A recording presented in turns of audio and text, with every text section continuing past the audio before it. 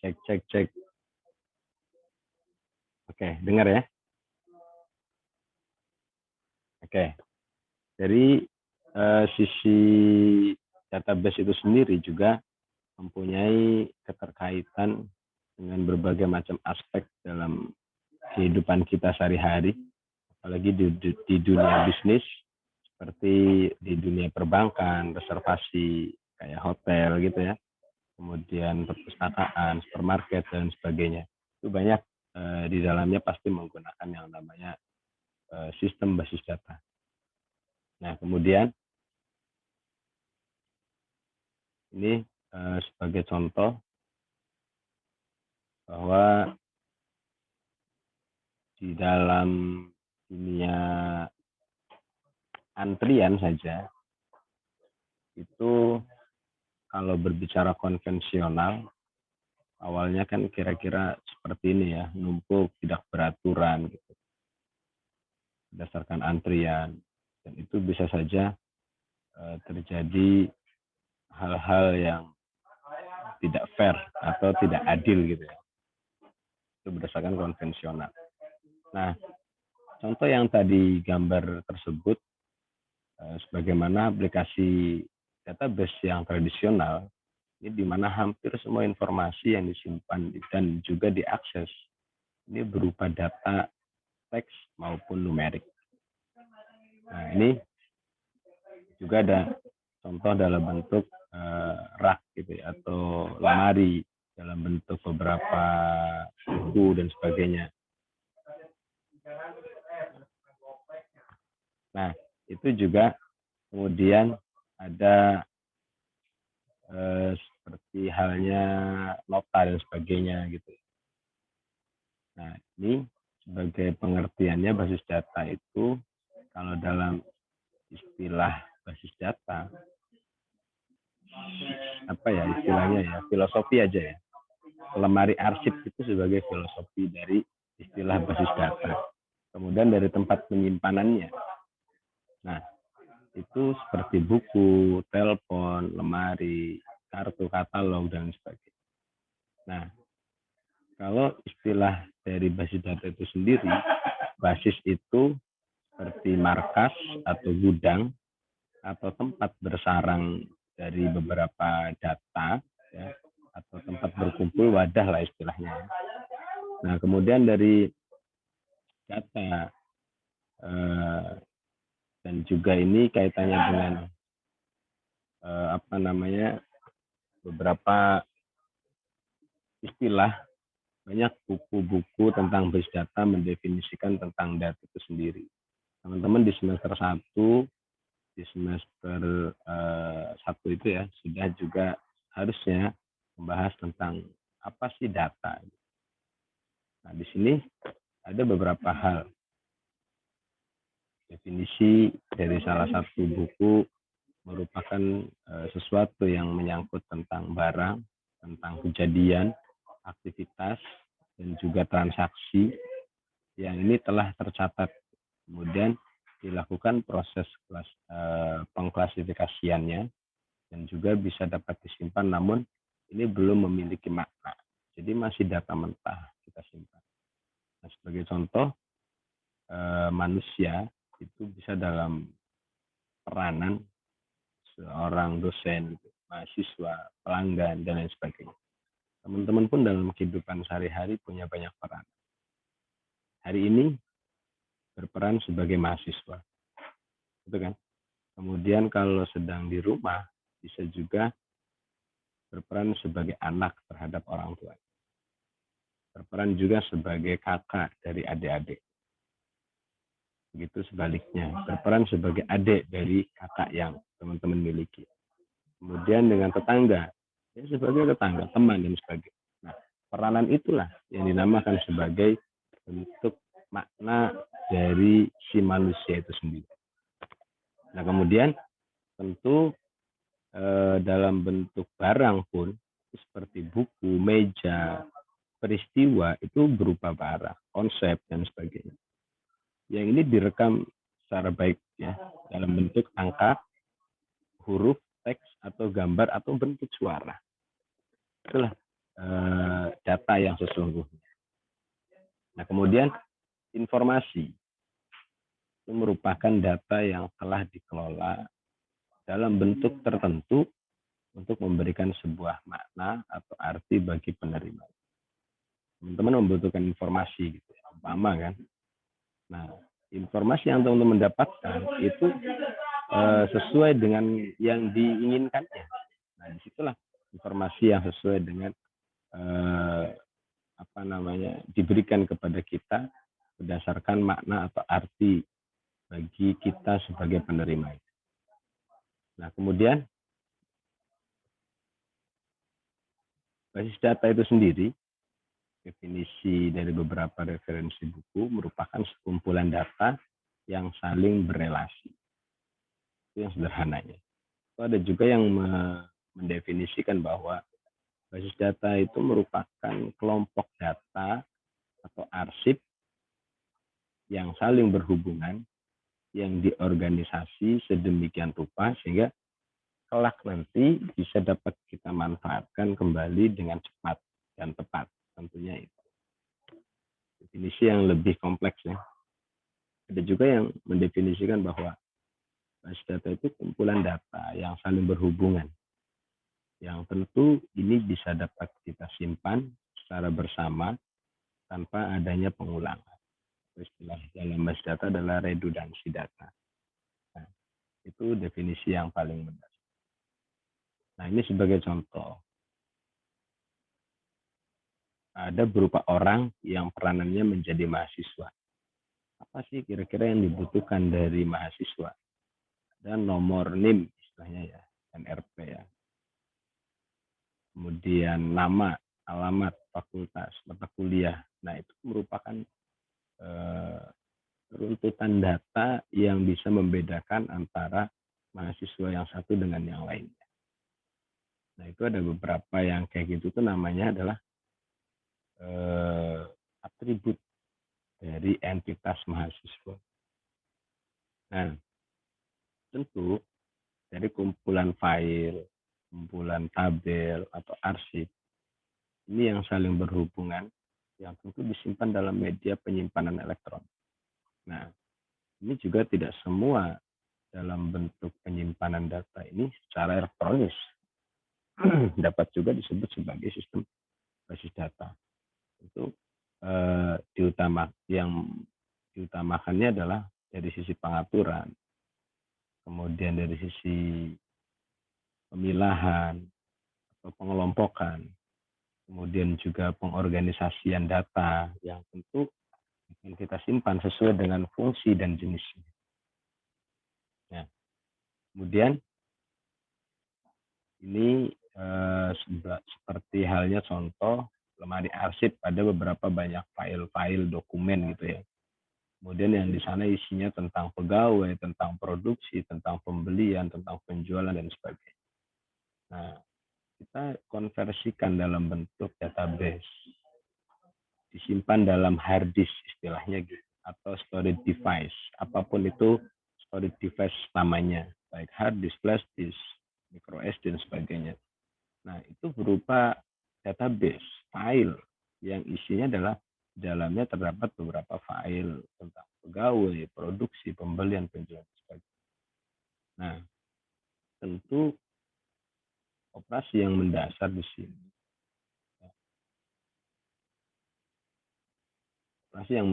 sini, tentang basis data itu pembuatan basis data baru. Nanti kita juga mempelajari tentang sintaks-sintaksnya atau lebih kepada source code dalam proses pembuatan basis data sampai pemanfaatan basis data. Pembuatan basis data baru bagaimana gitu ya. Kemudian penghapusan basis data bagaimana, pembuatan file atau tabel baru, penghapusan file, penambahan atau pengisian data baru ke dalam file yang tersedia atau tabel yang tersedia. Termasuk juga terkait dengan pengambilan data dari sebuah file. Ini banyak yang harus kita bahas di dalamnya. Kemudian juga penghapusan data.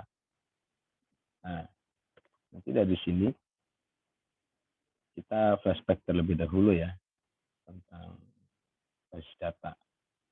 Basis data yang modern ini muncul pada tahun 60. Sebelum tahun 60-an ya mungkin belum dilahirkan yang namanya basis data. Di tahun 70-an, peneliti dari IBM, Ted Code namanya, ini menerbitkan artikelnya yang pertama kali tentang basis data relasional. Kemudian di tahun 73 ada Charles W. Beckman ini menerima penghargaan Turing Award ya, sebagai pelopor terutama di bidang basis data. Kemudian di tahun 80-an sistem basis data yang pertama yang dibangun itu dengan standar SQL. Itu flashback aja lah. Kemudian tujuan dari basis data itu sendiri, data dan informasi.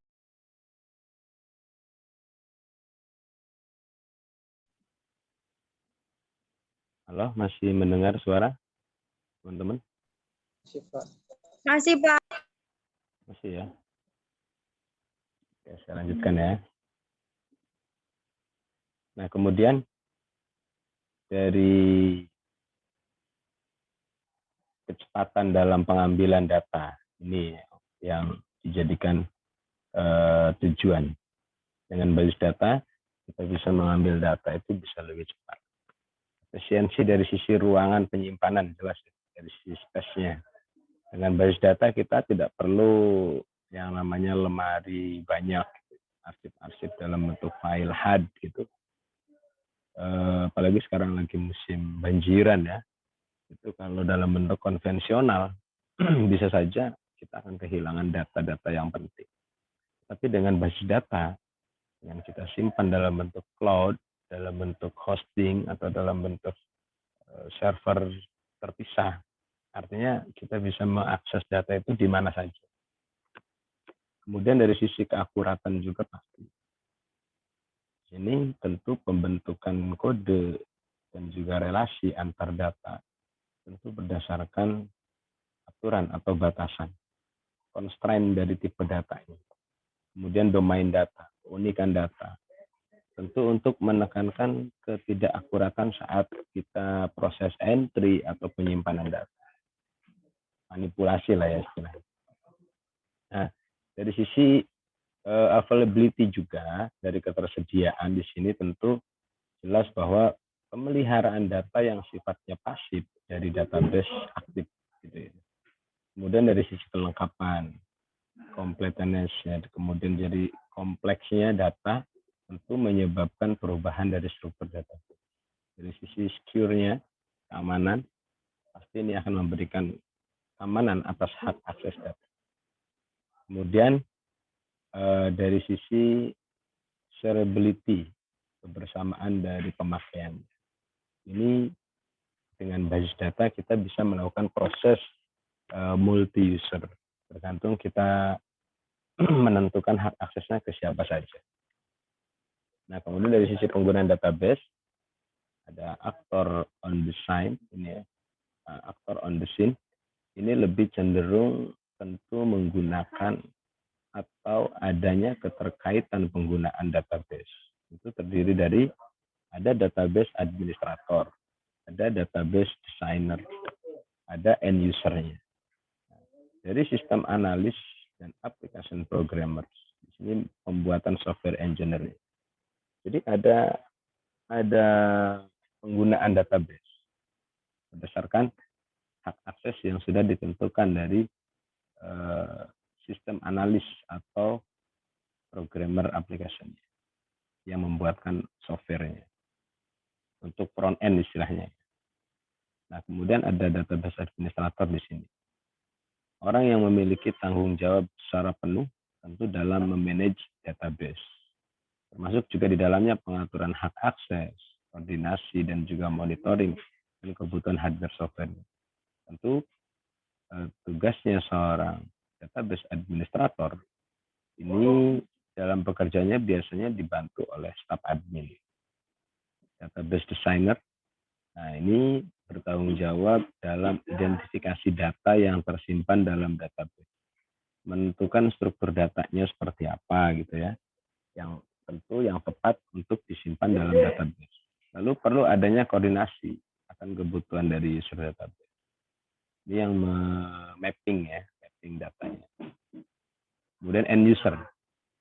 Ini adalah orang-orang yang pekerjaannya membutuhkan akses ke dalam database untuk melakukan query, update, maupun generate report database-nya. End user juga dapat dikategorikan casual end user, ya. Ini end user tak tetap istilahnya. User yang tidak selalu mengakses database, tapi kadang dia memerlukan informasi terbaru dari. Nah, ada juga yang dalam bentuk naive atau parametric end user, user yang pekerjaannya selalu konstan query dan update data, seperti kayak bank teller ya, pegawai, kemudian kayak pegawai yang menerima pemesanan reservasi yang terlibat di dalamnya itu. Kemudian ada juga sophisticated end user. Ini user yang melengkapi kebutuhan database user seperti engineer atau scientist atau juga business analyst. Ini ada standalone user, juga user yang memang maintenance dari personal database. Nah, sistem analis dan application programmer system atau software engineering ini orang yang menentukan kebutuhan sistem end user. Apa aja sih yang dibutuhkan oleh end user? Lalu siapa saja end usernya? Nah, jadi masing-masing aktor itulah di mapping oleh sistem analis. Kemudian kalau programmer atau software engineering, ini adalah orang yang mengerjakannya berhubungan dengan kebutuhan koneksi database yang sudah digambarkan oleh sistem analis, lalu dilanjutkan oleh bagian software engineering, dia membuat aplikasi berdasarkan kebutuhan koneksi database dari masing-masing aktor yang sudah ditentukan oleh sistem analis. Nah, dari worker behind the scene, ini ada beberapa orang yang tidak tertarik pada database, akan tetapi lebih cenderung dia pekerjanya mendevelop tool untuk kebutuhan database. Istilahnya adalah worker behind the scene. Nah, ini tentu bisa dapat kita kelompokkan. Ya. Ada DBMS system, database management system, designer, dan implementernya. Ini orang-orang yang memang merancang dan mengimplementasikan dari modul-modul dan interface dari paket-paket software DBMS seperti kayak modul katalog gitu ya, proses query language-nya, kemudian ada prox interface-nya, akses dan buffering data, controlling, dan juga di sini konkurensinya, kemudian handling data dari recovery, dan juga sampai sisi secure-nya, sampai dengan interfacing, interface for integrated system. Nah, tools developer di sini, orang-orang yang merancang dan mengimplementasikan tools untuk mendukung software DBMS. Tools untuk meningkatkan performa database. Ini ada tool untuk monitoring bagian daripada operasional database dan lain sebagainya. Operators dan juga maintenance personil. Ya. Para personil, administrator, tentu bertanggung jawab akan jalannya operasional database. Masuk di dalamnya adalah perawatan atau maintenance. Ya. Nah, dari manfaat database di sini, secara terpusat, sharing, ya, quick editing, akurasi dan konsistensi, security-nya, kemudian transaksi. Nah, sifat dari database tentu pertama berbagi. Ini dapat digunakan oleh satu atau lebih dari pengguna. Integrasinya juga ini bagian salah satu sifat database. Terintegrasi, istilahnya gitu ya. Ini tidak terjadi redundansi data. Nah, redundansi data ini terdapat dua atau lebih data yang sama, istilahnya gitu. Kemudian keamanan, security-nya. Ini ada pembatasan akses dari basis data itu sendiri.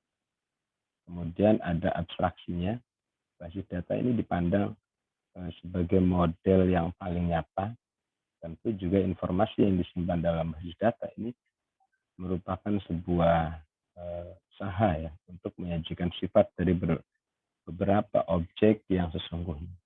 Nah, kalau berbicara sifat independensinya, sudah jelas bahwa yang namanya basis data ini eh, ketika ada perubahan yang dibuat oleh salah satu penggunanya, tentu pengguna yang lain pasti akan mengetahui hasil perubahan update terbarunya. Nah, di sini konsistensinya, dependensi dari masing-masing pengguna sesuai dengan plotting hak akses yang ditentukan oleh sistem analis tadi. Nah, tentu juga kaitannya dengan sistem basis data atau DBMS, Database Management System. Ini definisinya sistem yang terdiri atas kumpulan tabel data yang saling berhubungan dan juga kumpulan program semacam dari DBMS-nya yang memungkinkan berbagi untuk user dan juga program lain bisa dapat mengakses dan melakukan manipulasi tabel-tabel tersebut sesuai dengan akses data yang sudah ditetapkan tadi.